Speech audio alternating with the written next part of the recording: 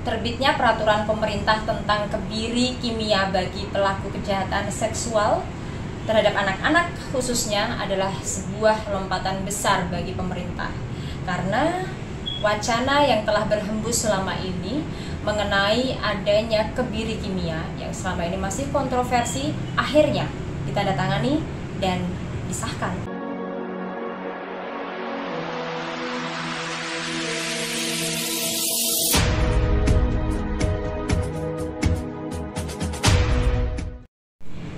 Assalamualaikum warahmatullahi wabarakatuh. Apa kabar saudaraku semuanya yang ada di Semarang, yang ada di Jawa Tengah maupun di seluruh Indonesia Raya. Alhamdulillah pada kesempatan kali ini Enar menyapa saudara semua. Semoga senantiasa dalam lindungan Tuhan Yang Maha Esa.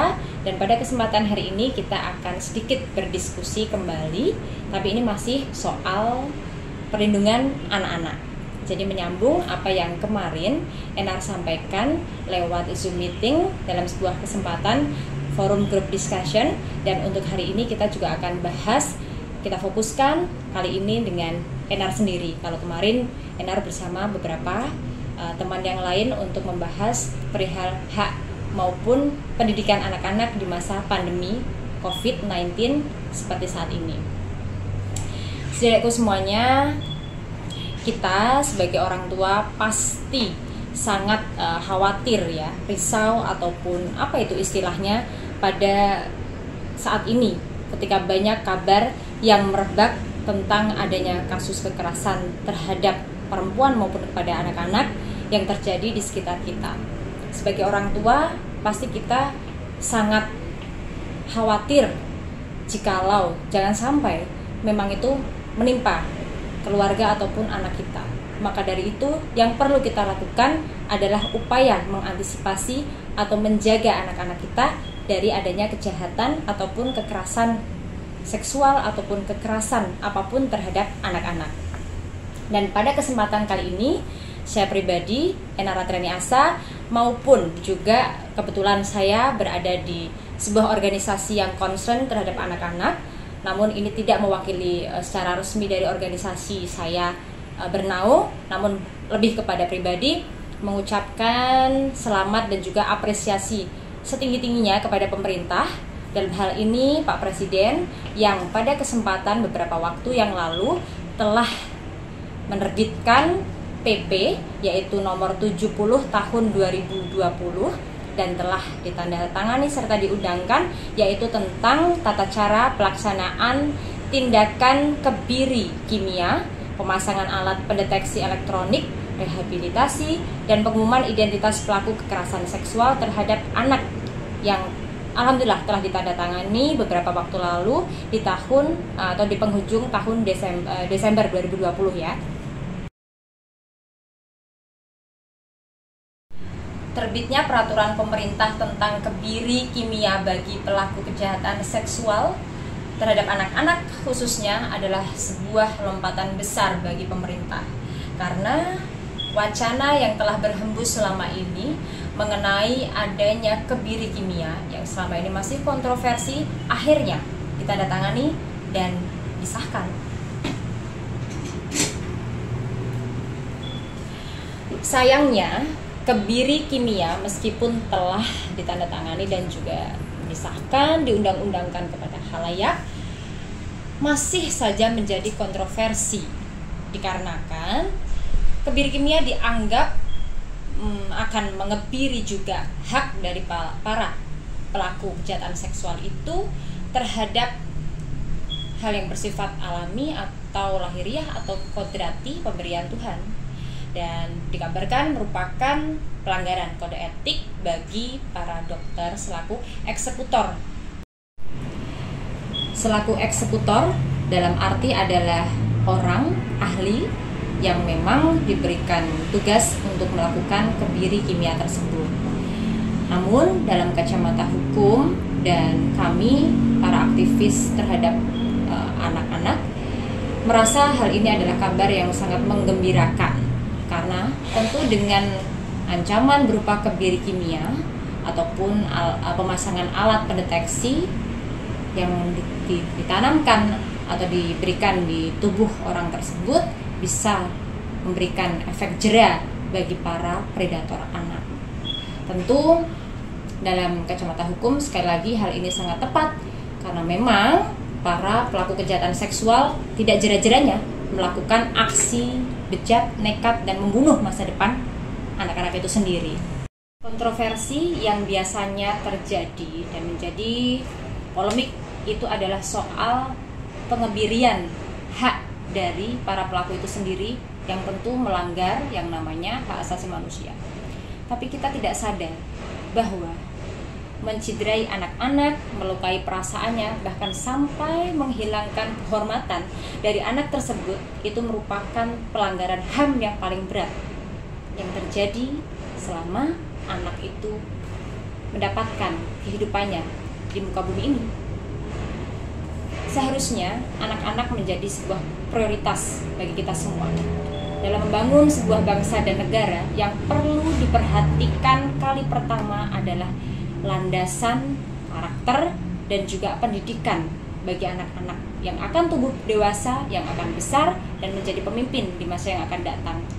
Ketika anak-anak tersebut tercederai, baik itu psikologisnya maupun secara fisik maupun kehormatannya dari para pelaku kejahatan seksual ini, tentu bisa dibayangkan betapa suramnya masa depan anak-anak tersebut yang harus rela berjuang untuk hidup kembali dari sebuah trauma berat akibat adanya pemerkosaan dan tindakan asusila yang tentunya tidak termaafkan sepanjang hidup. Disayangkan adanya peraturan pemerintah ini merupakan, mohon maaf, ketidaktegasan pemerintah dalam memberikan sebuah aturan terhadap urusan perlindungan anak. Karena banyak yang menganggap dengan adanya PP itu artinya mendelegasikan secara teknis kepada kementerian yang berkaitan, yakni Kementerian Perlindungan Perempuan dan Anak, untuk melakukan eksekusi yang lebih nyata. Bagaimana nanti ini kegiatan ataupun aktivitas di tataran teknik untuk melakukan atau pelaksanaan kebiri kimia ini. Meskipun adanya kontroversi ataupun anggapan-anggapan tersebut, saya pikir pemerintah telah hebat melaksanakan tugasnya karena wacana yang selama ini berhembus telah direalisasikan menjadi sebuah peraturan yang nyata. Dan PR-nya tentu adalah setelah adanya peraturan pemerintah ini harus ditindaklanjuti dengan peraturan menteri ataupun permen dari kementerian yang bersangkutan untuk secara detail bagaimana pelaksanaan dari kebiri kimia ini, pemasangan chip pendeteksi dan sebagainya terkait perlindungan terhadap anak-anak ini. Bagaimana kemudian para pelaku kejahatan seksual ini mendapatkan balasan daripada tindakan mereka yang sangat keji itu. Hanya dari saya pribadi ingin menyoroti bahwa pemerintah perlu memberikan fokus setelah adanya peraturan pemerintah ini, yaitu aturan dan kementerian nanti yang secara lebih detail membahas mengenai hal yang teknis juga pasti akan membahas secara lebih terperinci lagi mengenai tindakan setelah kebiri kimia. Artinya itu berfokus pada pelaku, yaitu bagaimana cara memulihkan mental para pelaku kejahatan seksual ini untuk tidak melakukan hal tersebut. Sehingga saya pikir ada PR yang lebih besar setelah fokus terhadap para pelaku. Jika pelaku dipulihkan mentalnya untuk menjadi orang yang normal, bukan orang yang kemudian melihat anak sebagai sebuah mangsa, pemerintah juga perlu memikirkan bagaimana perlindungan terhadap para korban, yaitu anak-anak itu tadi. Tidak berfokus pada pemulihan mental dari para pelaku ini saja, tapi nanti disusul oleh peraturan ataupun rancangan undang-undang yang terkait tentang perlindungan perempuan dan anak ini, atau rancangan undang-undang yang selama ini telah terwacanakan, yaitu kekerasan seksual, yang tentu bisa memuat mengenai perlindungan dan pemulihan korban, yaitu para anak ataupun perempuan yang menjadi korban kejahatan seksual. Jadi dua-duanya akan didapatkan ketika undang-undang ini nanti akan lebih berfokus pada pelaku. Bagaimana memulihkan mental pelaku ini untuk kembali normal dan tidak menjadi predator lagi. Pemerintah masih memiliki PR bagaimana nanti ini korban, anak-anak juga bisa pulih untuk kembali menjalani aktivitasnya, hidup bersama masyarakat halayak tanpa rasa malu, tanpa rasa takut akan adanya kejahatan serupa yang terjadi di kemudian. Saudaraku, pada akhirnya yang tentunya ini menjadi sebuah awal, bukanlah akhir, yaitu pelaksanaan kebiri kimia ini jangan sampai hanya menjadi sebuah aturan yang tidak dilaksanakan di kemudiannya karena adanya kontroversi mengenai hak dari para pelaku terhadap hidupnya sendiri, yaitu melanggar kode etik daripada eksekutor, para dokter. Namun hal ini juga harus clear dan aturan ini harus ditegaskan, dilaksanakan demi menjaga hukum yang memang perlu untuk memihak kepada anak-anak. Dan tentunya PR ke depan masih menanti bagi kita semua masyarakat yang harus mendukung setiap langkah baik pemerintah. Apa itu?